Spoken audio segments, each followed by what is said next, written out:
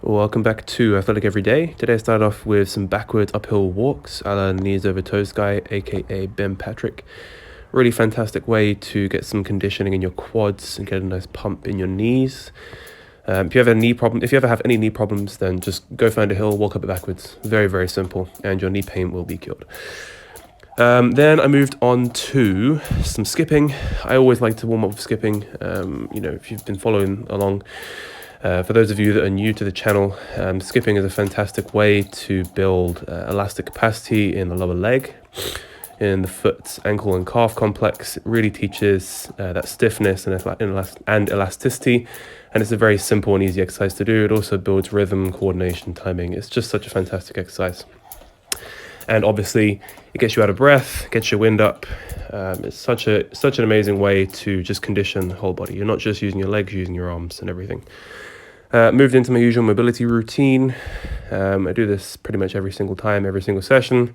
Sounds like I'm getting a bit repetitive with this, but it's important to make sure that you stick with the fundamentals. Oftentimes when people upload training vlogs onto YouTube, they just show the flashy highlights, but this is the stuff that any athlete who's kind of worth their salt is doing.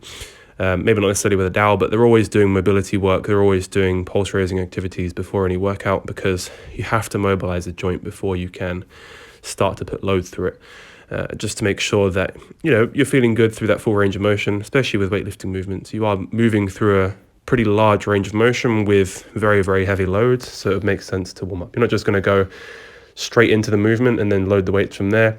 You do warm up drills beforehand to make sure that your body is prepared for the load that's going to be on it. Today's workout was a light workout. Tomorrow I'm going to be maxing out my snatch and clean and jerk again, so I wanted this workout to be just light and easy. On the program, it was pretty much just 4 sets of 1 power snatch at 62.5 kilos and 3 sets of 1 power clean and jerk with 75 kilos, and then 3 sets of 3 front squats. So very, very low volume, very, very low intensity with regards to comparing it to the rest of the program. So I wanted to make sure that these power snatches were feeling super snappy, super duper fast, getting a good amount of speed on that barbell. And these did feel really, really good today. And I just wanted to make sure that also the jerk technique was feeling really nice. Because I am going to be going for, obviously, a new 1RM in my clean and jerk tomorrow, and I want that overhead position to feel solid and really, really secure. So I really wanted to make sure that, even though this is 75% 1RM, I wanted to make sure that it was feeling really, really nice. And I also did an overhead stability drill later on in the workout that you'll see. For the 3x3 front squat, it was 92.5 kilos, so I figured why not just pause it. So every single rep, made sure I was pausing in the bottom, and I made sure that the positions were feeling really, really good. Trying to be as explosive as possible out of the hole, but I'm pretty poor at front squats at the moment. But yeah, for the most part, these felt good. It's nice to, even when you have a rest day, to not just do completely nothing, or a day when you're supposed to take it relatively light. I think it's actually very good to continue doing the same exercises, just with much lighter load and much lower volume. That way, you're still getting some load through the movements, but you're just getting it with a much lighter load. And you're still practicing the movement patterns and getting those neurological patterns practiced. Then I finished up with some overhead plate carries, making sure that I've got elbows locked out and I've got nice amount of tightness in my upper back. And surprisingly enough, I actually felt this really, really strongly in my lats, like in the bottom part of my lats, sort of around the bottom part of my T-spine, towards my lumbar spine. I don't know why, but these felt like they were really, really good. I probably did 2 sets with 40 kilos, walking about 20-25 meters, length of my driveway basically.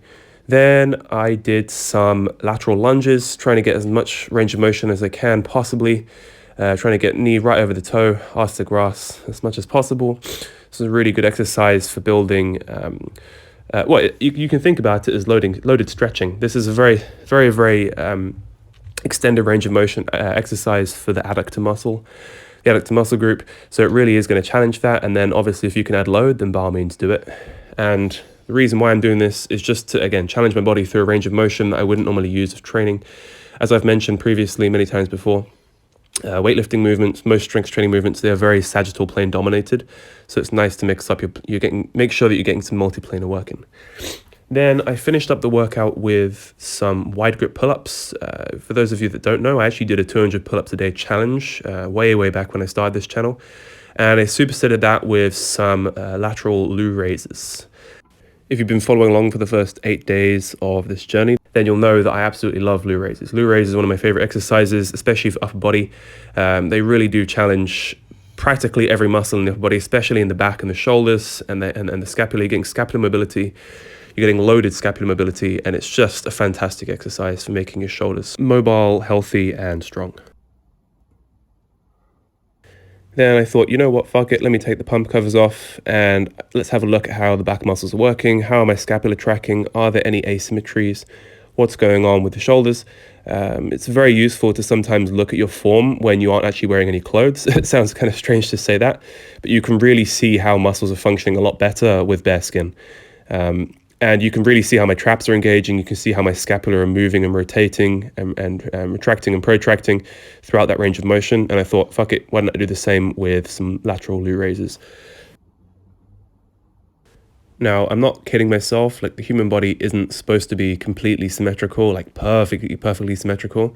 But if we do have one side of the body that is glaringly weaker than the other, or one side that isn't doing its function properly, and a good way of telling that is if it doesn't function properly, if one side has significantly less muscle mass than the other, then there is a red flag and a warning sign for potential injury risk. So it is important to make sure that you are doing bilateral movements like this and checking if they are symmetrical as possible.